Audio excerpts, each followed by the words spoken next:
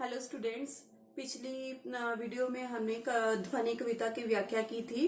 इस वीडियो में मैं आपको उसकी बैक एक्सरसाइज करवाने जा रही हूँ।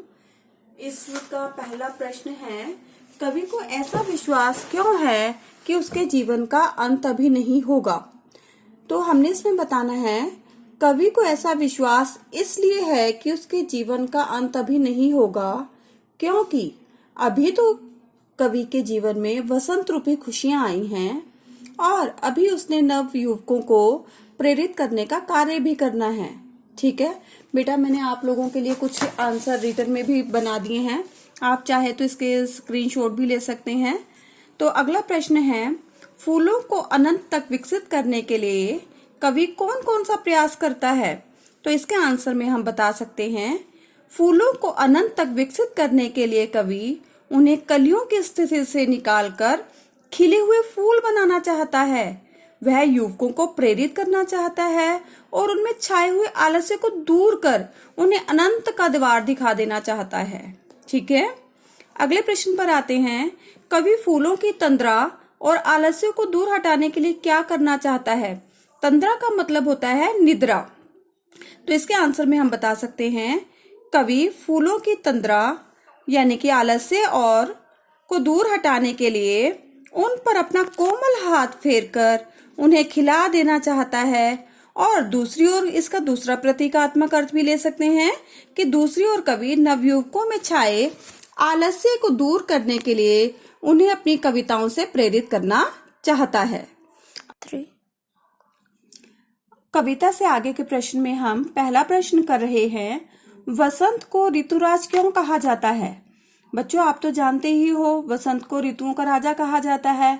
तो इसके उत्तर में हम लिख सकते हैं, वसंत को सर्वश्रेष्ठ ऋतु माना जाता है।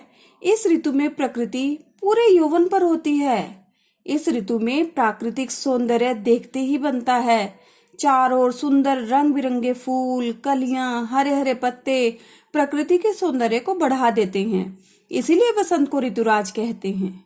ठीक है, अगले प्रश्न पर आते हैं, वसंत ऋतु में आने वाले त्योहारों के विषय में जानकारी एकत्र कीजिए। तो बेटा, वसंत ऋतु में आने वाले त्योहार हैं वसंत पंचमी, महाशिवरात्रि और होली। अब होली पर तो आप थोड़ा सा नोट लिखने के लिए भी कहा गया, आप लिख सकते हैं कि वो आप स्वयं लिखें। नेक्स्ट है, ऋतु परिवर्तन का जीवन पर गहरा प्रभाव पड़ता है। इस कथन की पुष्टि आप किन किन बातों से कर सकते हैं।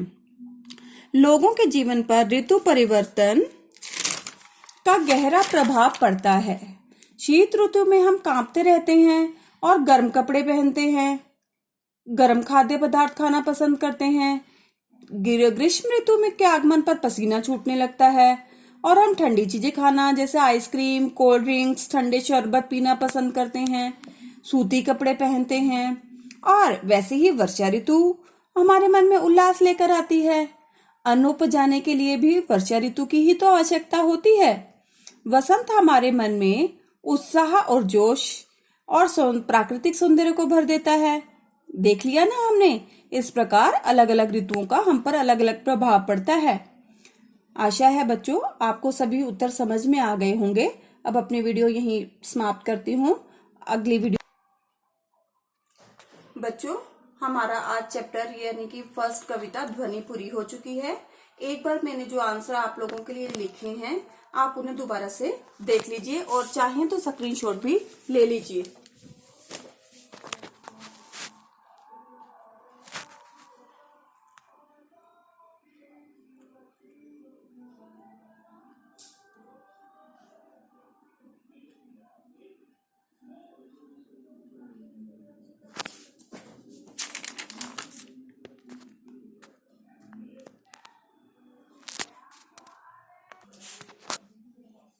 तो मिलते हैं अपने नए वीडियो में एक नए चैप्टर के साथ। उम्मीद है ये चैप्टर आपको बड़े अच्छे से समझ में आ गया होगा। अगर आपको अच्छा लगा हो तो सब्सक्राइब करें, लाइक करें। Okay, bye bye.